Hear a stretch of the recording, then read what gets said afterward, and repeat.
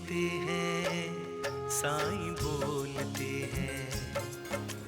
என் அன்பு குழந்தையே, யாரேனும் தனிமையில் இருந்து அவதிப்படுவதை நீ பார்த்தால் நீ உடனடியாக அவருக்கு உதவ செல்ல வேண்டும். அவருடன் பேசி அவருடன் உன் நேரத்தை பகிர்ந்து அவரின் தனிமையை போக்க முயன்ற வேண்டும்.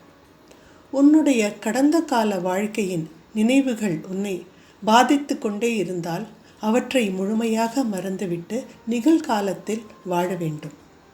இன்றைக்கு உன்னிடம் இருப்பது இந்த உலகத்தில் எத்தனையோ மனிதர்களிடம் இல்லை. இதை நீ நன்றாக புரிந்து கொள்ள வேண்டும். உன்னை சுற்றிப்பார், அப்போதுதான் நான் என்ன சொல்கிறேன் என்று உனக்கு புரியும். நீ செய்யும் ஒவ்வொரு வேலையை பார்த்து மற்றவர்கள் ஊக்கம் பெற வேண்டும். நீ எங்கு சென்றாலும் உனக்கென்று ஒரு தனித்துவத்தை உருவாக்க வேண்டும். ஒன்று மட்டும் எப்போதும் நினைவில் வைத்துக்கொள். நாம் எதை விதைக்கிறோமோ அதைத்தான் அறுவடை செய்ய முடியும். இதுதான் இயற்கையின் நீதி. அதனால் எப்போவும் நேர்மை மற்றும் நற்குணங்களை கடைப்பிடி. நீ என் குழந்தை. மேலும் உன்னை நினைத்து நான் பெருமை கொள்கிறேன். நீ எனக்கு மிகவும் சிறப்பானவன்.